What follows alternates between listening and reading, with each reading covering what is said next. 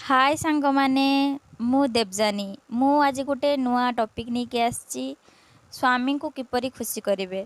सांग माने वीडियोटी को जमा भी स्किप करेंगे नहीं, लास्ट पर्यंत पूरा देखिए तेबे जाइकी जानी पारिबे। चलते एबे जानिबा यही सब करिले केमती स्वामी आपण को कथारे उठबस हे।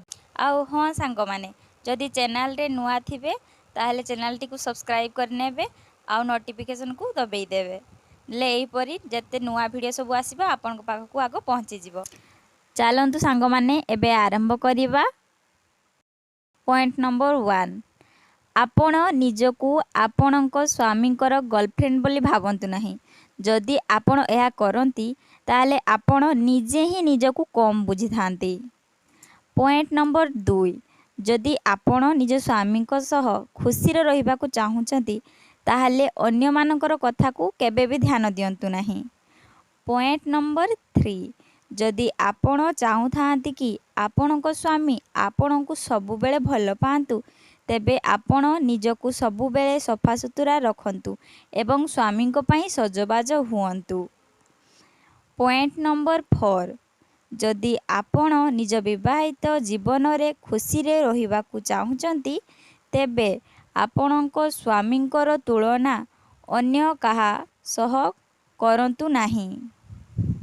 पॉइंट नंबर 5, जदि आपण चाहुचंती आपणक दाम्पत्य जीवन खुशी रे कटु ताहेले निज स्वामी पाखरे पर पुरुषर तारीफ केबे भी करंतु नहीं।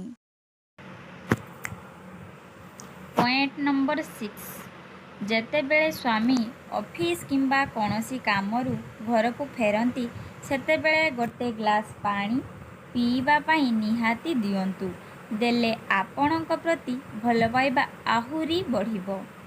पॉइंट नंबर 7, स्त्रीर गोटे मीठा कथारे स्वामींकर दिन जाकर थकापण को दूर करी दिए, तेणु सबुबेले मधुर वचन कुहंतु। पॉइंट नंबर 8, स्वामी आपणक कथारे उठ बस हेबे जदि आपण तांको कथा मानि चलिबे आउ तांको केबे भी बाहर लोक मानक सामना रे गाली देबे नाही।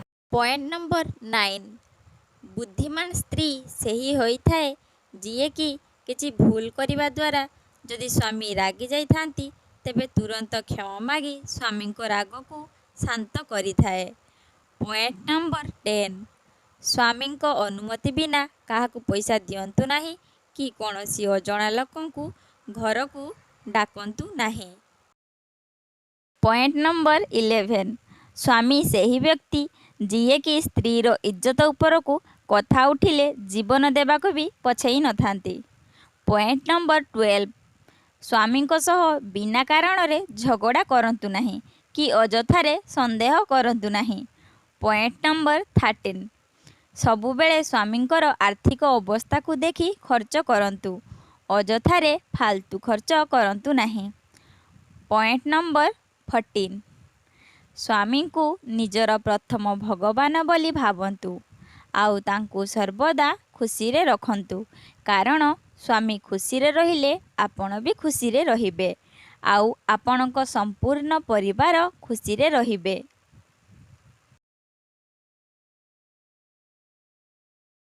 मु भगवान पाखरे प्रार्थना करूअछि जे आपण एवं आपणकर परिवार खुशी रे रुहंतु। जय जगन्नाथ।